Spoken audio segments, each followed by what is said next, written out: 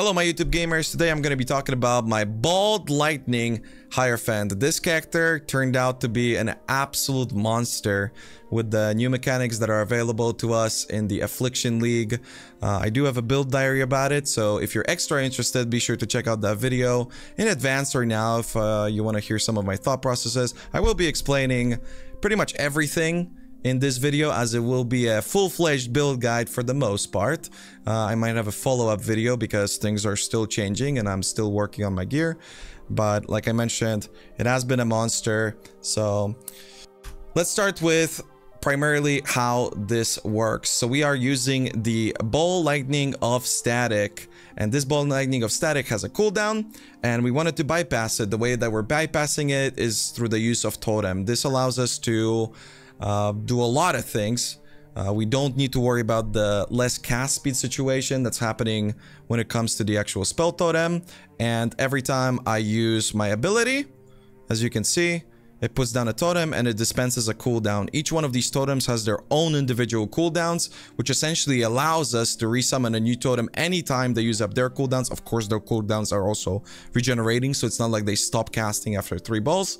And that way you can always keep up damage, which is super good because most of the time whenever you're playing a totem, you're super worried about the fact that your totems are dying and you're not trying to put down new totems because that's a loss in DPS because they're not damaging. With this build, you can click any totem at any point whenever you want, and it will result in an increase in your damage, which is super cool. On top of that, we are using some new mechanics, primarily specters. And these have been absolutely crazy. With the addition of Affliction League, you can buy these specters from vendors, you can buy them off of trade, and they have incredibly powerful buffs. To give examples of the 2 primary ones that I'm using and the one that I'm still kind of thinking about using but might be replacing in the future, this turtle guy right here, this turtle man gives me a determination aura that is 30% more armor, which is already incredible, but it is worse than the regular determination. But because this is a mind over matter build that uses Cloak of Defiance, you really don't want to be reserving your mana whatsoever, and this allows us to do that. In the end game of this build, I was planning to not use determination. This way, we have determination. We have some armor. Like I mentioned, my gear is pretty crap, and I'll be going over that in the future. But despite that, we are getting some pretty juicy numbers. The next Spectre is the Totem guy that's, for whatever reason, standing all the way back here. And this Totem guy allows our lightning hits to be lucky, which means that anytime they do damage, they roll twice, which is a tremendous amount of damage increase, because a lot of our damage is coming from the Ball Lightning and not just from the Arcane Cloak. On top of it, it gives me a Wrath aura that is, I believe, level 25, so pretty much better than anything that you're going to be able to get on a character such as this one. And my last Spectre is essentially the boss of Cursed Crypt. He casts kind of like these blasphemy cursed ground areas, and they don't share the curse limit with your curse. So a lot of times you're going to be seeing these orbs flying around with Enfeeble, Temporal Chains, and Vulnerability. And like I said, we can use our own conductivity, and it just results in being tremendously powerful. Currently, I am using Sacrifice with the Convocation cooldown reduction, and for the additional 3rd Spectre, I am using Death Attunement. But quite frankly, despite my Spectres being only level 19 now, and using Meat Shield and Minion Life, I have not seen them go below 90% life, with the exception of this guy, who does seem to be a little bit squishier. Honestly, depending on the sort of content that you're going to be doing, you're just going to have to make those decisions for yourself, what type of Spectre you're going to be using. There really are a million of these different Spectres that allow you to make any combination of abilities that you would ever want. On top of that, we are using the Primalist of the Wildwood, which I believe has a different name, but that's the one. It's the Ascendancy with the jewels. I do only have 2 right now, but they're 2 very cheap ones that do a lot for my build right now. There are better ways to optimize, but the ones that I'm using is the recoup 12% of damage taken by your totems as life, which is crazy because your totems are taunting with this guy. Totems taunt enemies around them for 2 seconds when summoned. This totem, this taunt is about half the screen size of where you place the totem. On top of it, we are obviously using our precious decoy totems with a multi-totem setup to be able to bypass the totem limit, which then further buffs our damage and our defenses with Ritual of Awakening. You get the idea. Pretty much, we're never getting hit because of the totems. We're never getting hit because of the minions. We're debuffing everything. We're dealing a tremendous amount of damage. This is a really freaking good build. And it's super cool because it doesn't really require a lot of investment whatsoever into these mechanics. I guess when it comes to the leveling, I could talk about that too really quickly. Totems are just super straightforward. This is a Templar, so these things are just very simple. If you want, you can Specter here, have a little bit more damage early on. You're going to be using Magma Orb with the classic Combustion Elemental Prolif all the way until level 28, when you're going to be changing into your Ball Lightning build. Obviously, you can go for the usual setup as most people would because they don't care to respec. You know, get a little bit extra HP. Magma Orb is just so strong to level that you really don't have to worry about any of these things. You can go for extra HP if you want. You can go for Amplify if you want. You can rush the Elemental Overload if that's something that you're comfortable with. Want a little bit more cast speed? Go for Firewalker. That's going to be helping you out a lot. Obviously, +1 Fire Scepters. Everybody knows how to level nowadays when it comes to that setup. And then, yeah, make sure that the only important part is at level 28, if you want to play the build as soon as possible, you go for the Ancestral Bond. And the build won't be immediately insane, but I can tell you that even on a 3-link with Ancestral Bond at level 28, it'll be very, very strong. And then by the time around level 34 or so, when you manage to pick up a little bit more damage, maybe you're getting Crackling Speed, maybe you're beginning to pick up the mana nodes, it becomes really strong really quickly, as most totem builds do. Typically, you want to be respecking around level 34. Another key piece of information that I would like to tell you guys when it comes to leveling, make sure if you're in Affliction League, if you're maybe watching this video now or maybe later, I don't know if this is going core or whatnot, make sure that you use this Ascendancy. I think it's Magi, I think. You can get this node, which allows you to pretty much only use your weapons and your chest piece, and then eventually your helmet for Arcane Cloak. But the benefits of it are tremendous, which is 30% increased movement speed with your boots with no sockets equipped, then 25% increased maximum life if you have no sockets equipped in your gloves, and then if you're struggling for resistances, 50% to elemental resistance if you don't have any sockets in your helmet. This node is absolutely crazy. On my previous character, I used it all the way until 90 just for the 30% movement speed. Because yeah, immediately you're not going to be able to use Arcane Cloak. You don't need a decoy totem. You don't have access to multi-totem. You just don't need this. All you need is clarity, your main setup in your chest piece, get a vitality, get a flame dash. You're good to go. You really don't have to worry about anything else. There's no other utility that you need. From this point on, again, I would recommend probably beginning to spec into mana. You can run Determination if you want. It is very useful for leveling. I personally did it, but if you don't want to, if you want to be more tankier against spellcasters, or maybe you're struggling with act bosses, I wouldn't run it. Just give Mind Over Matter, and pretty much the second that you manage to get Dynamo, you start using Arcane Cloak. And make sure to put those gems into your helmet, because resistances are always going to be the easiest thing to cap. I guess prior to all of this, I could have talked about my Ascendancy. Pursuit of Faith, pretty much mandatory, +1 and totem placement speed. This is the node that makes totems feel really good. Next, if you're leveling up, I would take Ritual of Awakening. This is a node that just gives us a ton of damage. The biggest problem with Mind Over Matter builds, and the biggest thing that GGG has nerfed over the years, is just mana recovery. They nerfed Flasks, they nerfed recovery, they nerfed rolls, they nerfed everything. But this gives us base mana regeneration that is scalable recovery. So even though, as you can see, I really don't have any gear or any regeneration, I have 15 increased mana regeneration here. My mana regeneration is honestly quite good. It's recovering quite quickly. If your totems are up, that's going to be faster and faster. If you have 2 decoy totems, if you get an extra totem on a shield, it's a pretty substantial amount. And as you can see, whenever I pop my Arcane Cloak, due to this mastery, which is recover 10% of mana over 1 second when you use a guard skill, it pretty much comes back immediately. And due to our large mana pool, we can just click our Zealotry that is on Divine Blessing. Last 2 points are going to be completely up to you. If you need a little bit more defense with a little bit more damage, Divine Guidance is going to be your third lab.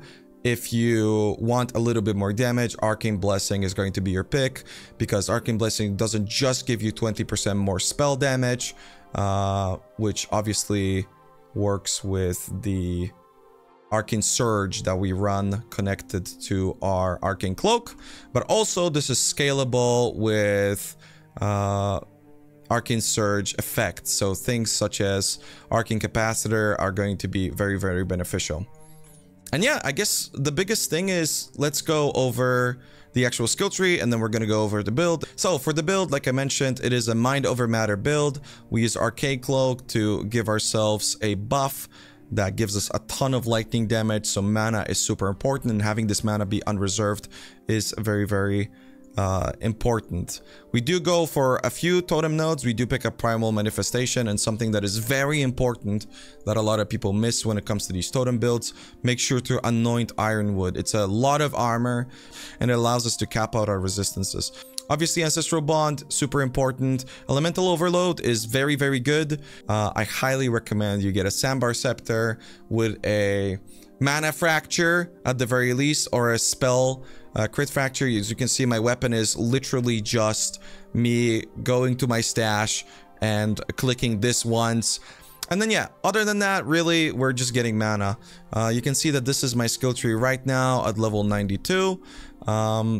And at this point, I'm just trying to make sure that, because we are playing a Mind Over Matter build, I'm trying to make sure that my mana is equal to the amount of HP that I have, which, you know, I'm trying to get Profane Chemistry, but I'm probably going to go for Prodigal Perfection and before that. And those are going to be my final nodes. As soon as I can complete this, we get this and we get that.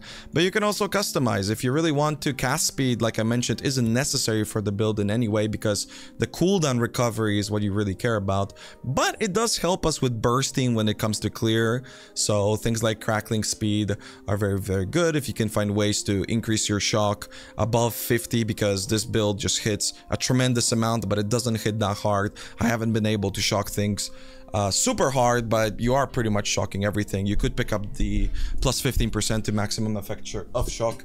That could be something that is very beneficial for you. Also, speaking of shock, make sure to get the increases and reductions to maximum mana also apply to shock effect at 30% of their value. A couple priorities also, I guess, on the skill tree to finalize it would be Dreamer and Righteous Decree, because they lower the amount of mana cost. So that's going to allow you to cast that Zealotry, which I will get to explaining now. Our primary ranks are Ball, Lightning of Static. This is pretty much the only mandatory thing for this build. I say mandatory, but you can use regular Ball Lightning, but it's not nearly as strong. I don't think you're going to be particularly happy with that. Maybe you want to be using Divine Ire until you acquire this gem, because in the previous video I did talk about how I wasn't sure which build is better. At this point, I am 100% sure, now that I know how this build scales into the end game and how powerful these specters are and whatnot, that Ball Lightning is the way to go. Lightning Penetration at level 31. Inspiration isn't going to be all that useful at level 31, but as you continue to scale, it'll be very, very useful. Cruelty, not a great support, but the 24% more damage with hits is just so good. And then the mandatory, of course, spell Totem. Getting quality on it would be useful, but it's not that big of a deal. I think getting it to 21 is more important, which, as you can see, I did not manage to get. And then the 6th lane, Controlled Destruction, like I mentioned previously, you do have to care a little bit about spell crit for that sake, so that you're proccing Elemental Overload. So make sure to get on your weapon or on your shield, or really anywhere that you would want. Maybe you want to roll it on a Flask. Then we've got the other super important setup, which is Arcane Cloak, Arcane Search, and you might notice the increased duration as well, but you might notice that I'm not running the Circle of Power Sigil of Power, I believe it's called. Because quite frankly, we get such a tremendous amount of flat damage from all these different sources that Sigil of Power is kind of crap. Yes, the first stage gives you a lot of damage, and yes, if you proc Arcane Cloak, it'll give you another stage, but despite the pretty large 38 mana cost for our totems, it's been pretty much impossible for me to get past that stage. You have to stay in the small circle. I personally think it's not worth it, but it is a damage increase if you want that. But do keep in mind that the increased duration is absolutely mandatory on the setup because you need as big of an Arcane Cloak uptime as possible, which is something that I'm still working on because you can get a lot of cooldown reduction. You can get it on your belt, you can get it on your boots, you can get 36 of it through the use of the aforementioned charms.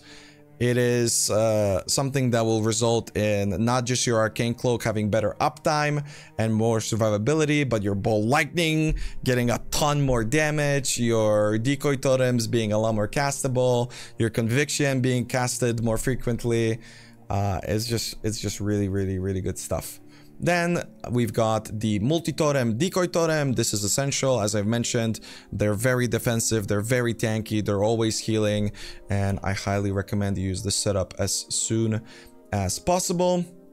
Convocation for our Specters keeps them up, and most importantly, keeps them close.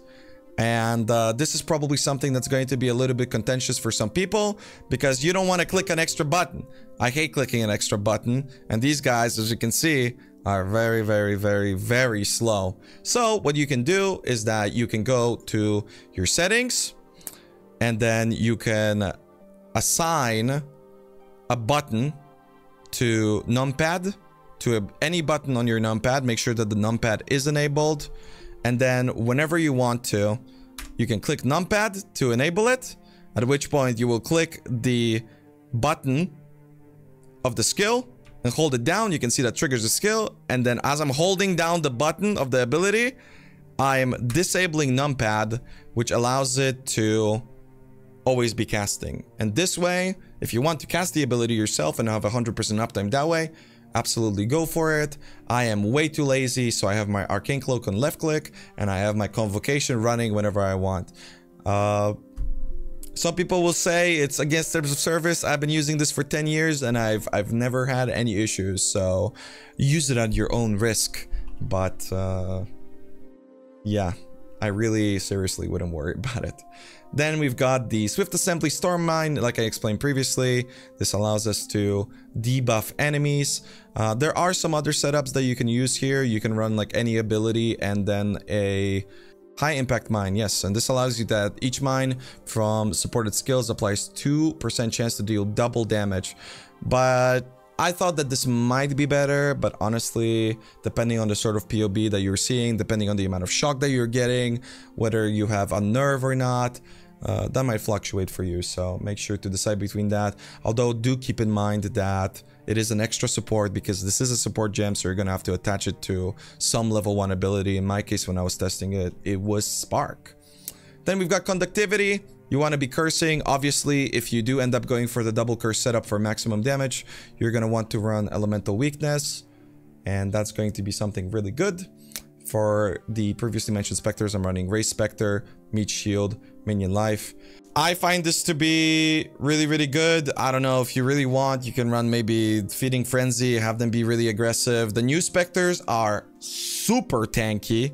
The Meat Shield does give me a little bit of survivability, which this character kind of, you know, it needs it as soon as possible. Not that it's squishy, but you do have to itemize defenses for the most part, which I'll talk about in the gearing section. We've got Vitality, and that's pretty much it, I believe. Oh yeah, right, we've got the Flame Dash, of course, from ability. We don't use Shield Charge, so make sure that you get lower quality. Again, if you end up gearing cooldown reduction, this will allow you to Flame Dash even more frequently. Mobility is not amazing on this build. It does definitely make up for everything else with clear and damage, but the mobility is not tremendous because it's very difficult for us to fit in a shield charge, and even if we do, we have no attack speed. It's kind of slow. But some things that we do have, we have Sleepless Sentries, which allows us to pretty much always have Onslaught. Obviously, the Quicksilver uptime is pretty good. And this is my current mobility as of right now. I don't think it's all that bad. I can toss in a 9% movement speed flask if you want as well. Obviously, you can get that up to, I think, 15. And then, yeah, we've got the Zealotry, we've got Inspiration, we got Divine Blessing. The Zealotry, it doesn't do damn much, but it does help with the Elemental Overload for the Controlled Destruction. It does give a decent amount of damage. Inspiration allows us for it to cost a little bit less mana, quite a substantially less amount of mana. But if you're wanting to free up the socket, I think Inspiration will be the first one to go, because we just have so much of this mana and it's regenerating so quickly as long as we have our totems up, that would be something that I would be giving up on. And then the Divine Blessing is mandatory for the Zealotry to work. If you want to, you can run Grace. This build gets quite a lot of evasion all the way down here. We do cap out suppression with gear, and it's really not even that difficult because charms can roll up to 15 or 12 suppression. It's completely ridiculous if you're able to get it. And they drop really frequently, or I guess you are able to purchase them really frequently because their weighting is very favorable for the player. So if you want a little bit more evasion, if you want to run a Gray Specter, if you want to run Purity of Elements, absolutely go for it. That is up to you. I opted to go for the damage because I'm a greedy bastard. I guess to explain a little bit more when it comes to the gearing choices, I'll set you guys up with the Pantheons. I'm running Soul of Brine King, which is allowing us to get the stun and block recovery, the 100% avoid freeze. The effect of chill, I'm still able to be chilled, but you're gonna be able to maybe multi-mod or just straight up put that on one of your rings, the chill effect reduction that you can craft on the bench. Same thing for shock. But I am running the Soul of Gurkhan, which makes it so that I don't get shocked as hard. Wow. But to pair that up, I am running a Flask with 58% reduced effective shock, which allows me to not get shocked. Again, you still get chilled, but it's not really a big problem because we don't worry about cast speed. Typically, totems, whenever their base action speed gets reduced, it's very freaking annoying. For us, it's not a problem because we're bypassing the long cast time of Ball Lightning with the really fast totem placement speed, and then their cast speed doesn't actually matter all that much. Obviously for Bandits, we're killing everybody, no doubt about that. I'm running a Bleed Immune Flask over here. I'm running this as I've explained previously. This would be great if it was paired up with Iron Skin for the additional armor.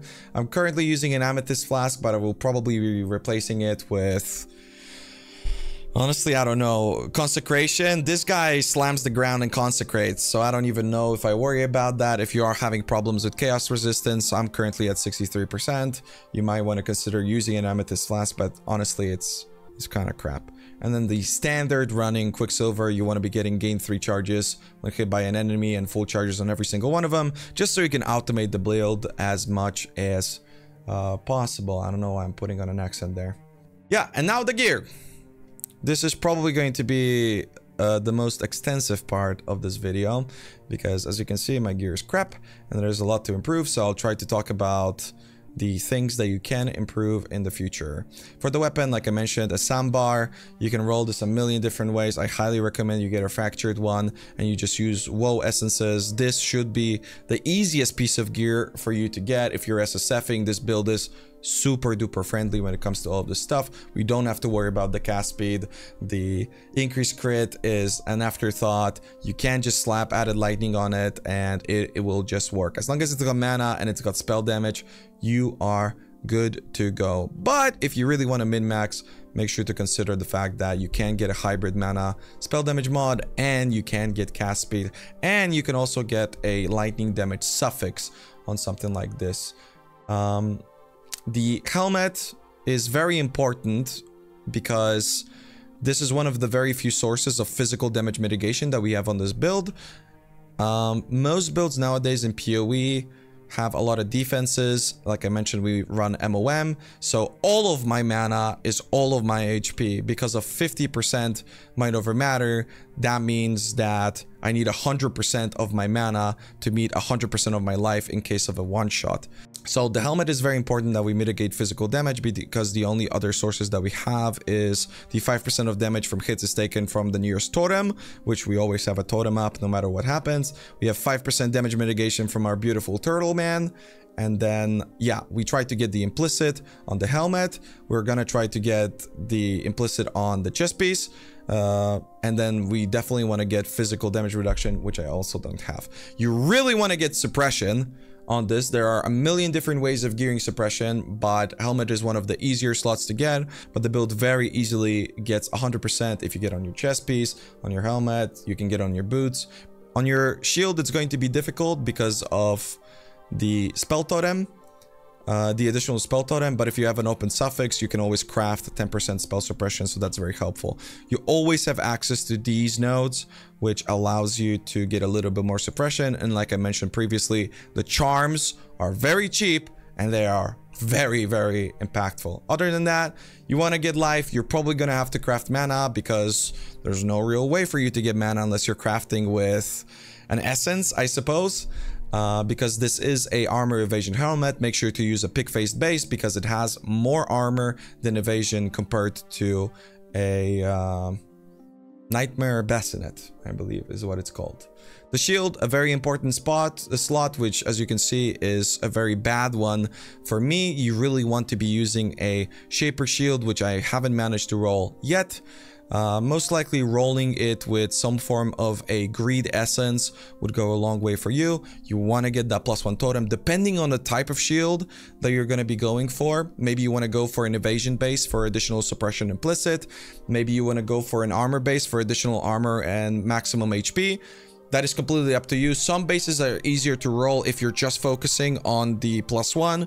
I believe the armor base is the easiest to roll. The evasion is the second.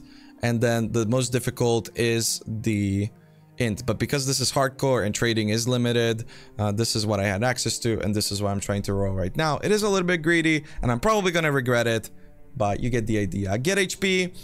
If you can, get cast speed. I'm booping about something.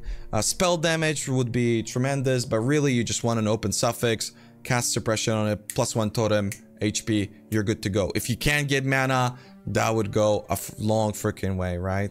So it's really between spell damage and mana, but do prioritize mana because it is essentially like a base damage multiplier versus spell damage that we get an insane amount of, because if you don't want to specialize into sacrifice, you can get spiritual aid and Specter here. We get all of this spell damage here. We have the divine guidance, which gives us transfiguration of mind, so a portion of our mana is translates to spell damage. Obviously, we're Heart of Thunder, you're gonna crash, you get the idea, right? So prioritize mana as it is survivability and a better form of increasing damage. But because I couldn't get the +1 totem, I am using spell damage because it just increases my clear, and really I just want to farm up and make a better character.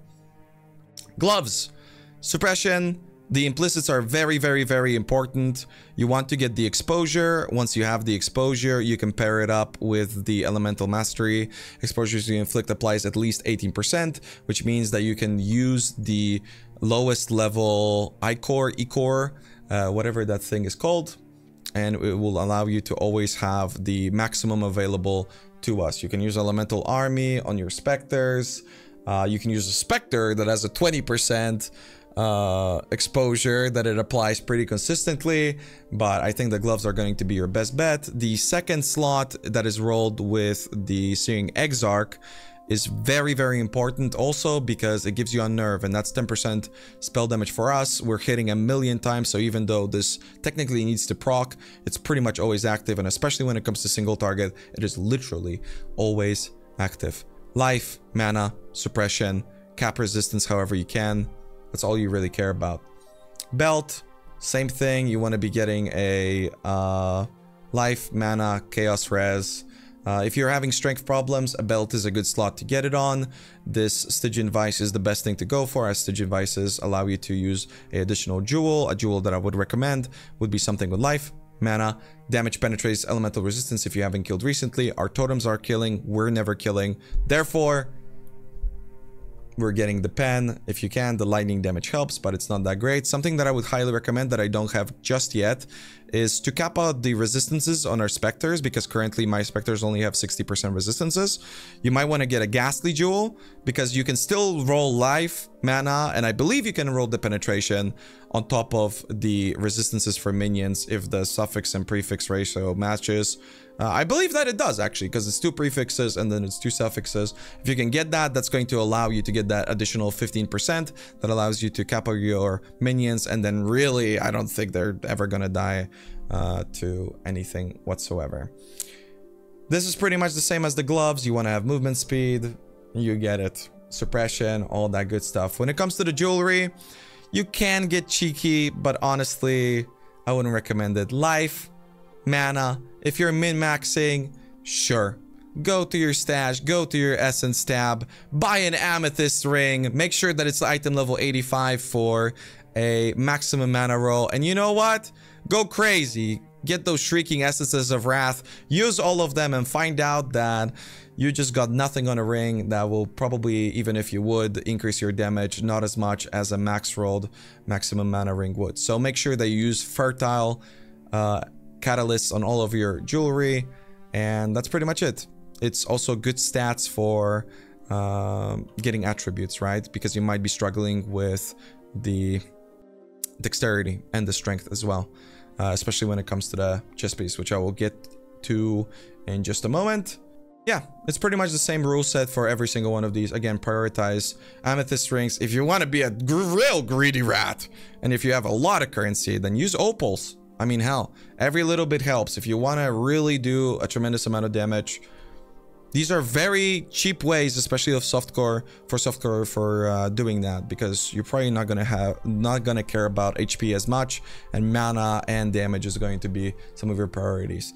Again, this is all gear that is pretty much day one of the league, so it's not going to be that great for me, because overall because I died, I had to re-gear this character, and I've spent upwards of a divine on this gear.